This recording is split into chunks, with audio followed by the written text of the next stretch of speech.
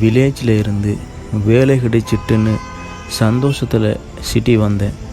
But நான் எதிர்பார்த்த மாதிரி இல்லை சிட்டி லைஃப். சிட்டி லைஃபுக்கும் வில்லேஜ் லைஃபுக்கும் இடையில் மாட்டிக்கிட்டேன். ரூமில் இருந்து ஆஃபீஸ் ரொம்ப தூரம், பக்கத்தில் ரூம் கிடைக்கல. டெய்லி 1 hour ட்ராஃபிக்கில் ட்ராவல் பண்ணணும்.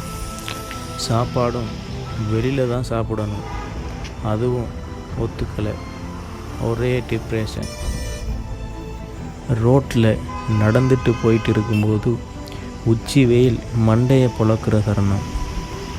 நல்ல நிழலான மரத்தை பார்த்த மாதிரி என் லைஃப்பில் ஒரு நாள் நடந்தது.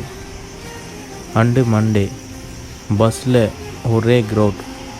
அந்த பஸ்ஸை விட்டால் இன்னும் லேட் ஆகிடும்.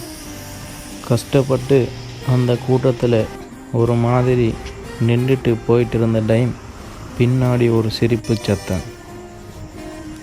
அந்த கூட்ட சத்தத்தை தாண்டியும் தனியாக விளங்கியது.